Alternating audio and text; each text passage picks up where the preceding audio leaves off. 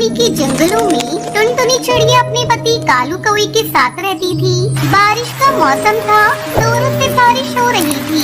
एक दिन टुनटुनी अपने पति कालू कौवे से कहती है, सुनो जी, मैं सोच रही हूँ क्यों न इस बार हम लोग अपने खेत में अंगूर की फसल उगाएं। अगर फसल अच्छी हुई तो आधी फसल बेच देंगे और जो पैसे मिलेंगे उससे अपना पक्का घर बना लेंगे। तुम ठीक कह रही हो टुनटुनी, इस बार अपने खेत में अंगूर की फसल ही उगाएंगे, लेकिन हम बीज लाएंगे कहाँ से? उसके लिए बहुत से पैसे खर्च करने पड़ेंगे। उसकी तुम चिंता मत करो, मैं अपनी मौसी बबली कबूतरी के घर जाऊंगी और उनके यहाँ से अंगूर के बीज लेकर आऊंगी। पिछले साल ही मौसी के खेतों में अंगूर की अच्छी फसल हुई थी।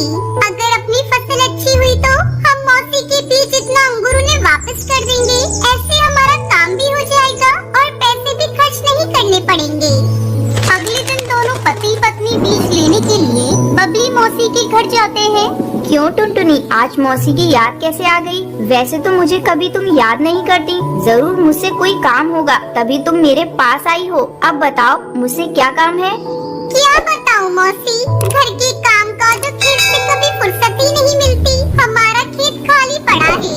अभी तक हमने किसी फसल की अपने खेत में बुवाई नहीं की है। बारिश हो रही थी, सोचा इस बार अपने खेत में अंगूर की खेती करूं, पर बीज खरीदने के लिए हमारे पास पैसे नहीं है।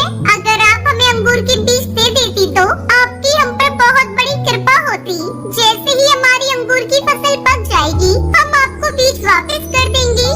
तो ठीक है, ले लो बीज मुझसे, पर तुम समय से मेरे बीज के बराबर अंगूर वापस कर देना।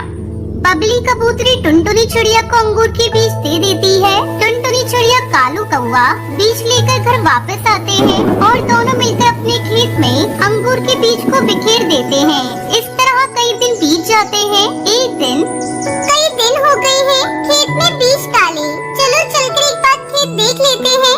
खेत पर जाकर कालू देखता है, अरे ये क्या, ये फसल तो सूख रही है, इन्हें पानी देना होगा, नहीं तो ये पूरी तरह से सूख जाएंगे।